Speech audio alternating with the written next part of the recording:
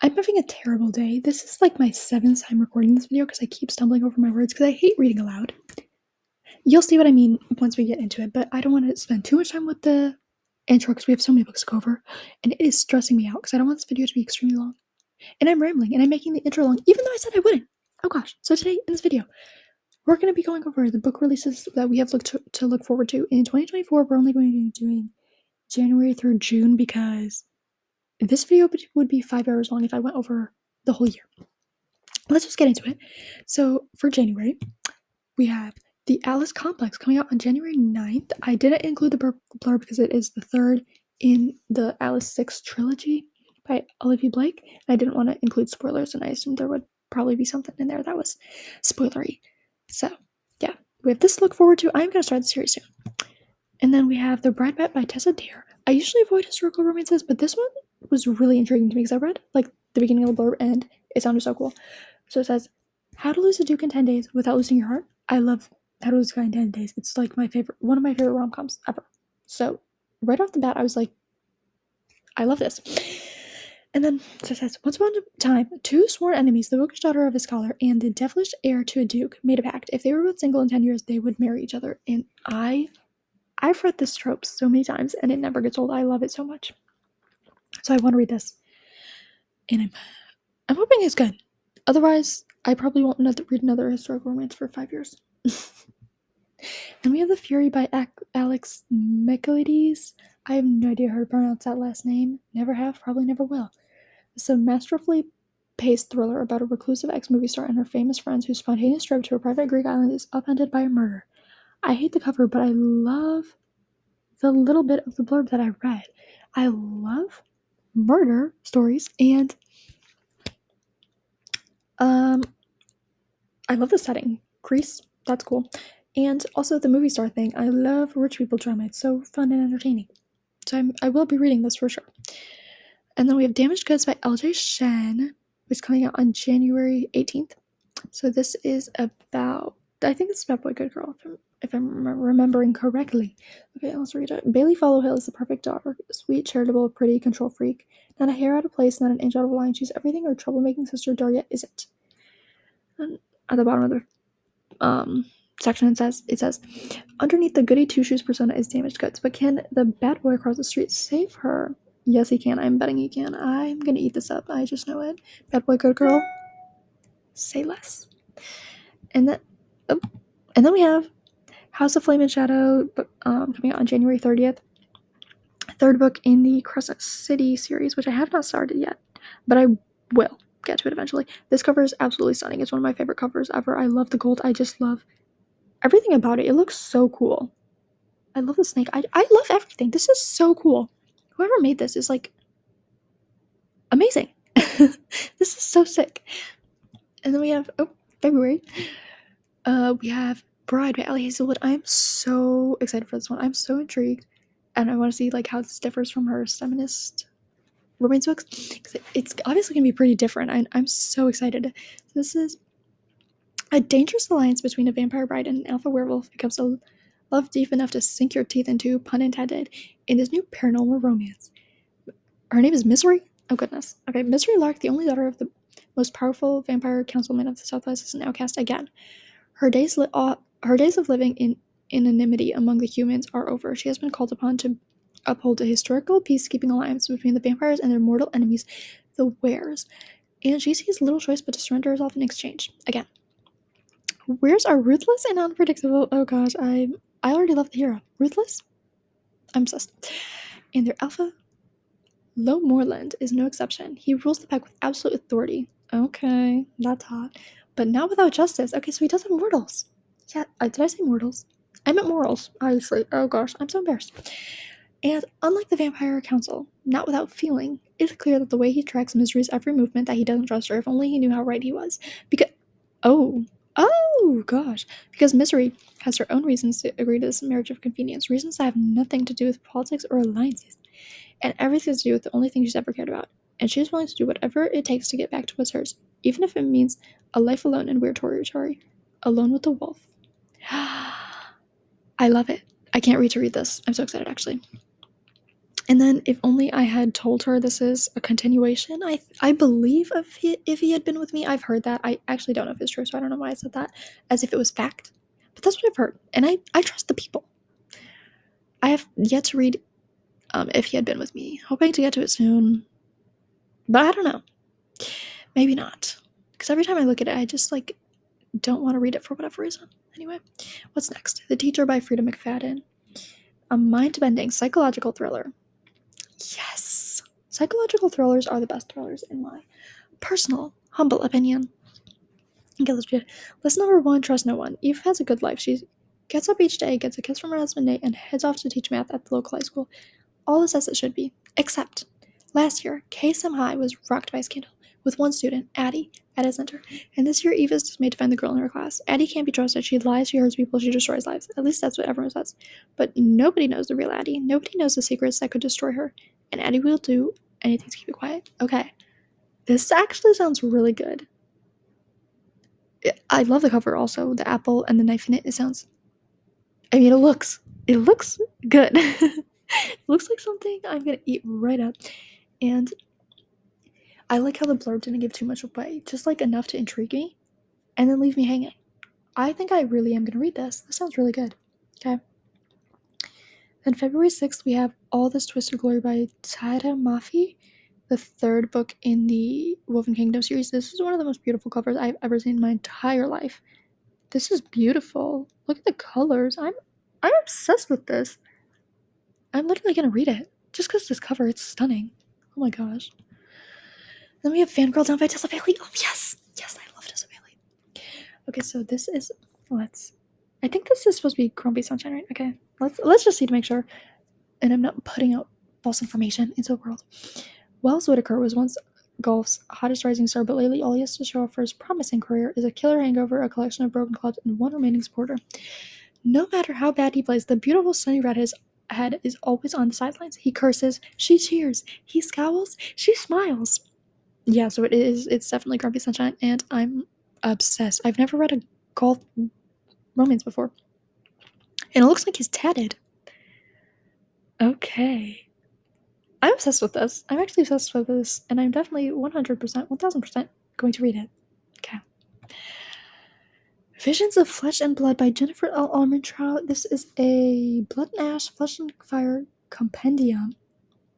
It's a companion guide for background history, reader favorite information, art, and reference materials. It's giving nonfiction, but fiction at the same time. I don't know. I don't really like this. It's just a bunch of information. Maybe I will read it. I don't know. I have to see what the people say first, if they say it's interesting. Because if it's just information, I'm not interested. We'll see what the people say. Some people are probably going to eat this up because if they love the series, I'll see what the people say. And then we have Heartless Hunter by Kristen Cicerelli. A steamy game of cat and mouse between a witch and a witch hunter played out against a backdrop of opulence, secrets, and bloody history. I'm already obsessed with this one. That sounds so good. On the night Rune's life changed forever, blood reigned in the streets. Now, in the aftermath of a devastating revolution, witches have been diminished from powerful rulers to outcasts. Ruthlessly hunted due to their waning magic, and Rune must hide what she is. Spending her days pretending to be nothing more than a vapid young socialite, Rune spends her nights as the Crimson Moth, a witch vigilante. Oh my god, I love vigilante stuff. Ever since I watched Arrow, I've been obsessed with that.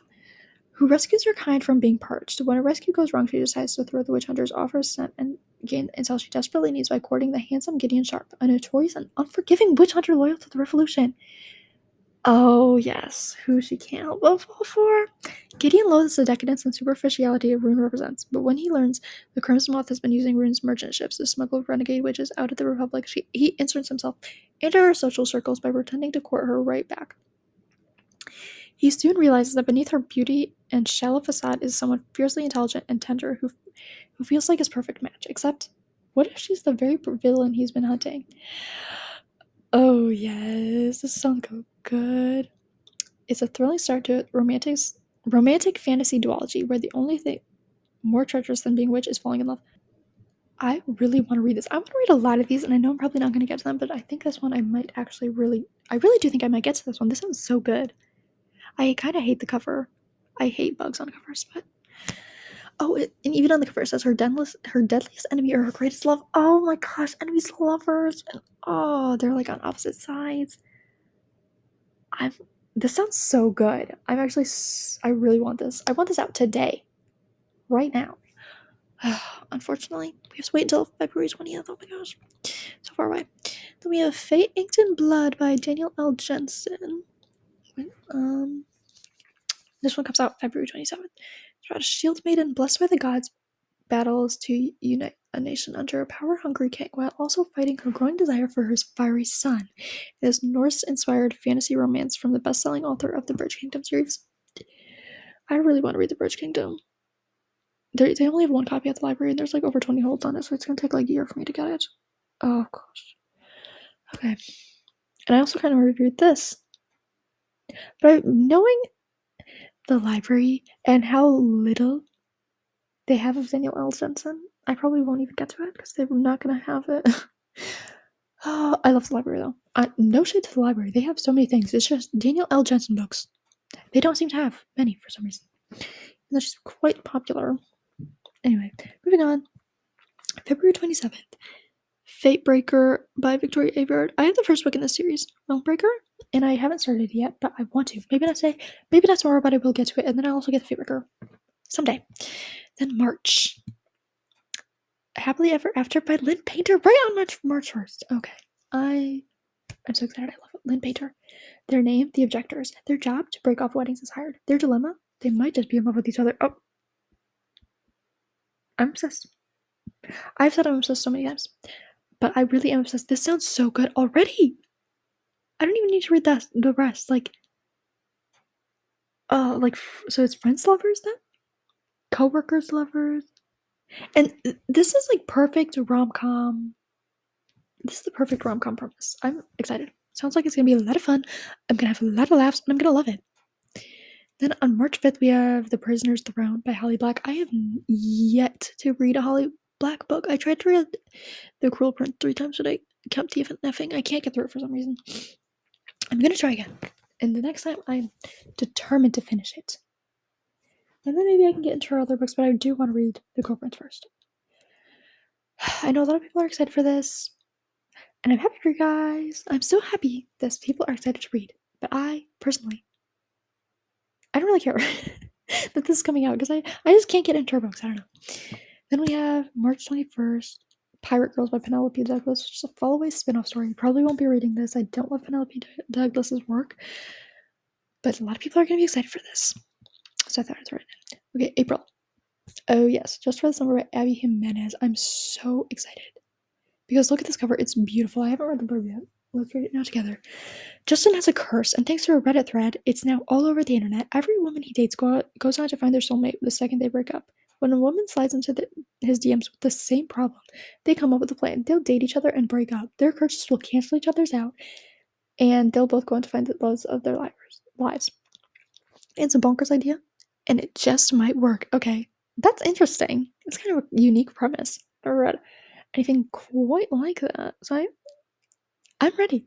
I'm so ready. Can it be April? We have so many good books coming out in April. The Rule Book by Sarah Adams.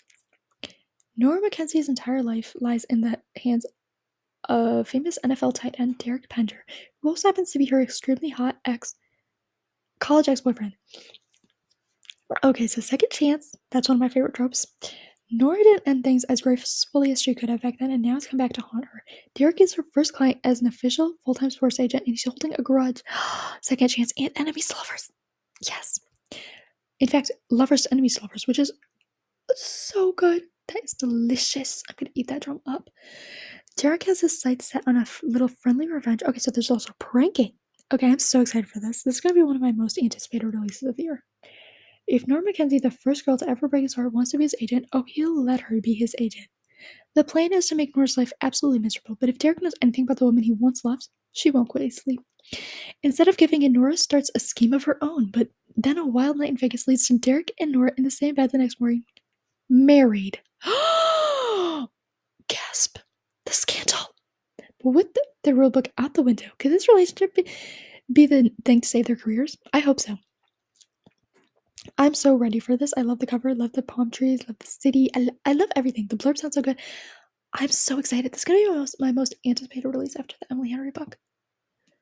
And then we have The Familiar by Leigh Bardugo. I'm so excited for this. I've recently become a fan of her. So this is a historical fantasy set during Spanish Golden Age. Okay, that sounds good. I haven't read too many books set during that time period, so I'm excited. I'm intrigued. I'm looking for something new, and I know she will bring it. Can't wait. Okay. And then we have Only in Forever by Chloe Lees. I recently read the first book in the Berkman Brothers series, and now I'm obsessed and I need to read all the books in the series. So it's a romance for the books. Wait, what? It's a romance for the books in this tender, steamy story about unexpectedly finding love and being brave enough to let it revise life's narrative. In the final book, wait, what? Final book? No, I was hoping the series would go on forever and never, ever, ever end. But we can't all be happy, huh? Gosh. Okay, so this is about Vigo, hopeless romantic, and Tallulah Clark, that's a cute name, who's a chilly cynic with a massive case of writer's block. Okay, I love cynics. This is gonna be Reverse Grumpy Sunshine, looks like. What I'm trying to like pick out the important details so I'm not just like reading the whole thing to you guys. What else? What else? What else? What else? Okay, they agree to swap skills and cohabitate for convenience. His romance expertise to revive her book, her organizational prowess to salvage his story. They hardly get along. Yes, yes. So it's like reluctant allies, and they couldn't be more different. But who says roommate, coworkers, me too friends? Okay, I'm excited. I'm so excited, and it's like gonna be forced proximity probably if they're sharing a home, right? I'm excited. I know I just said that 50,000 times, but I am. Okay, then we have Cold Hearted Casanova by Eldridge Shen, which is just like, okay, based on the ring on the cover, I feel like there's going to be a marriage. Okay, so let's see. A witty romance about a woman desperate to marry into money. Yep, marry, keyword being marry there. And her fake marriage to a real billionaire reluctant to commit even to a zip code. I love L.J. Shen's books, so I'm trying to not say excited. Ecstatic. Does that make sense? I'm ecstatic for this book to come out. So it looks like it's going to be about a womanizer who is a commitment phobe and a gold digger. Okay, I'm intrigued. I always love her books. And then we have Funny Story by Emily Henry, my most anticipated release ever. I'm so excited. Let's read this one. Daphne has always loved the way her fiance Peter told their story, how they met on a blustery day, fell in love, and moved back to his lakeside hometown to begin their life together. He was really good at telling it. Right up until the moment he realized he was actually in love with his childhood best friend, Petra. Oh gosh.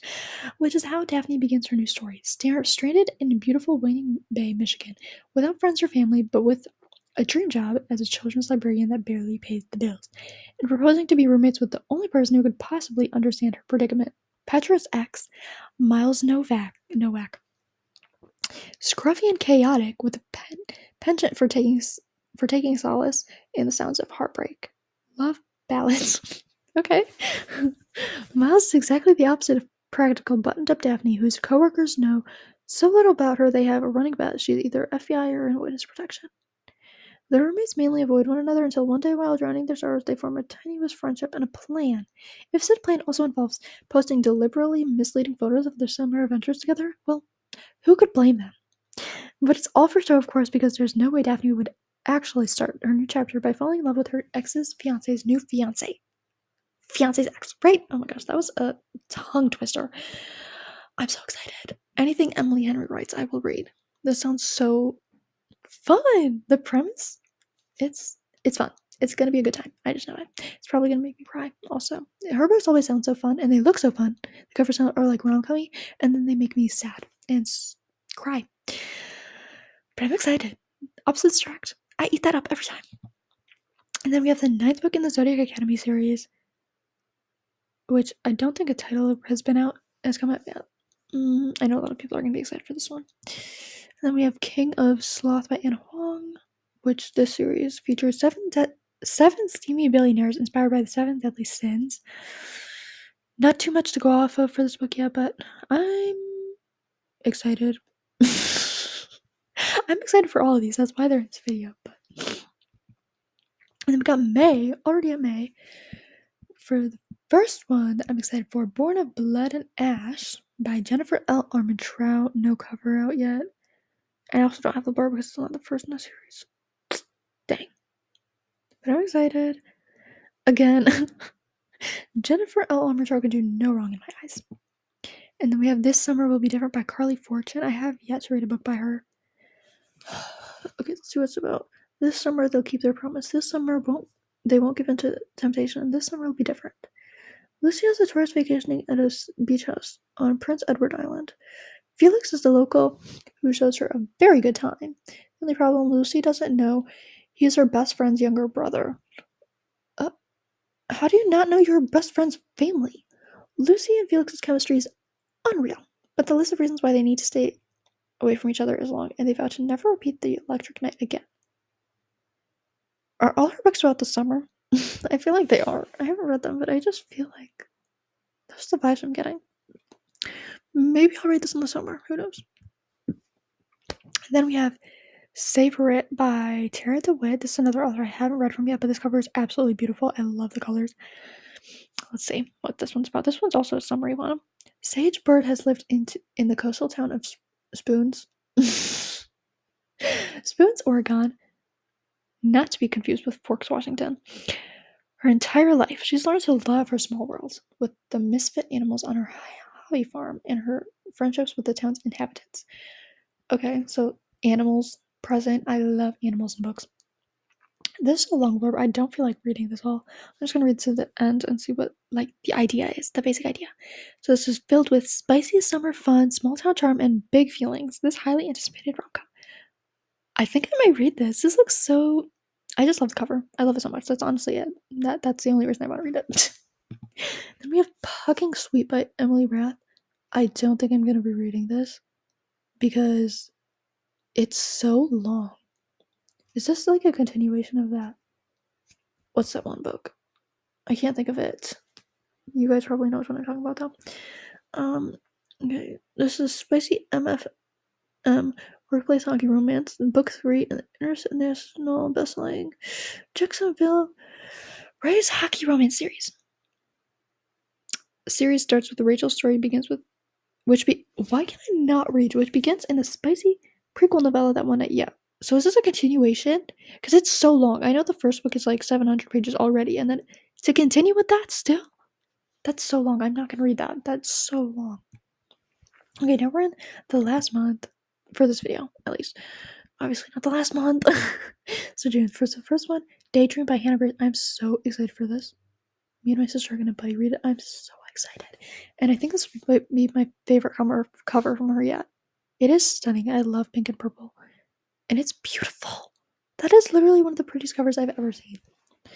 Okay, when procrastination lands him in a difficult class with his least favorite professor, Henry Turner knows he's going to have to work extra hard to survive his junior year of college.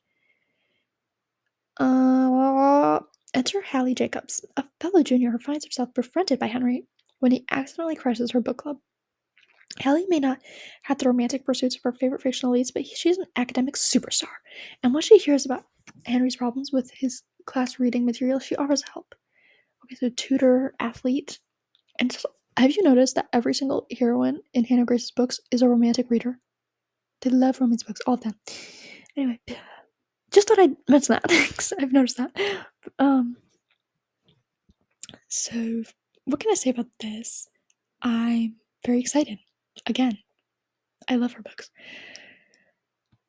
Why can I not think of anything to say beside I'm excited? I have no personality. That's what I'm getting from this video, and probably what you're getting too. Next, Play Along by Lisa. Oh my gosh! Oh my gosh! I'm so excited. Did I say this is probably my second most anticipated release? After scratch the Sarah Adams book. I loved his Liz Tom Ford. No blurb has been released yet. Unfortunately, I'm dying to read it. I'm dying to see the cover. I'm dying for this whole thing. I'm obsessed with her writing, and I really want to read this. Now we have to wait until June. Oh my gosh, I might just die. And then we have Not in Love by Ellie Hazelwood. Ellie Hazelwood writes so friggin' fast. Holy crap. Okay, so this one, a forbidden secret affair proves that all is fair in love and science. Okay, back to her science roots. Rue Sieber might not have it all, but she has enough. A few friends she can always count on, blah blah blah blah blah blah. Until a hostile takeover and its offensively attractive frontman threatens to bring it all crumbling down. Eli Kilgore, okay, that is a gruesome last name, and his business partners want Klein, period. Eli has his own reasons for pushing this deal through, and he's the man who gets what he wants, with one burning exception, Rue, the woman he can't stop thinking about, the woman who's off limits to him. So, what are the vibes we're getting from this? So it's like kind of enemies then? Or at least, okay, maybe more rivals and unrequited love, which seems to be a pattern in her books. Okay, let's move on. The Rom-Commers by Catherine Center. This cover, I kind of hate it. I hate the color.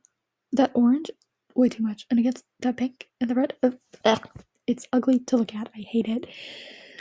Okay, let's read what it's about. Maybe I'll still read it, even though I hate the cover. Emma Wheeler desperately longs to be a screenwriter. I'm bored. I don't want to read this. The cover is so ugly, it's putting me off. Okay, let's see. Charlie Yates doesn't want to write with anyone, much less a failed nobody screenwriter. Oh, he said that? Oh gosh, so maybe enemies? Lovers? Worse, the romantic comedy he's written is so terrible it might actually bring on the apocalypse. Plus, he doesn't even care about the script. It's just a means to get a different one green light. Oh, and he thinks love's an emotional Ponzi scheme. Okay. Okay, buddy. Relax. But Emma's not going down with a fight. Maybe I'll read it. I'll see what the people say. I know Catherine Center is like very popular, so if people love it, I might just read it. But I don't know. This cover is so off-putting. Okay, The Housemaid is watching by Frida McFadden. I'm trying to hurry because this video is already now 27 minutes long. Okay, so this one, is she just gonna keep going with the same character and the same like basic storyline? I guess so. You must be our new neighbors, Miss Lowell gushes and waves across the picket fence. I kind of don't feel like reading this because I feel like everyone kind of knows what it's going to be about because it's going to be similar to the other ones, isn't it? Which I still have yet to read, but even I know what they're about. Okay, so yeah, moving on. I don't really care about this one. Okay, and then we have 1,000 Broken Pieces by Tilly Cole. I think it's a continuation of 1,000 Boy Kisses. I have not read that one though. I don't know if this is like about the same characters or if it's about new characters in this universe. I have no idea. And I didn't want to read the blurb just because it is the second one, and I didn't know if it was part of a duology or if it was like companion novel, and I didn't want to accidentally spoil for myself or for you guys, so I didn't include it. And this is the last book we have here. So lots of good things to look forward to. I'm excited. You're probably excited. I hope I gave you new things to add to your TBR, and I hope you stuck around even though this video is almost 30 minutes long. And I probably wouldn't even stick around. Because it's just too much. It's too much. And I know I was stumbling over my words. I was trying to talk fast so this video wouldn't be too long. It's still ended up being too long. And I'm stressed, guys. Anyway, I should probably go away before I keep rambling and boring you all with my existential crisis. Anyway, bye bye. Love you guys. Thanks for watching if you did. See you next time, hopefully.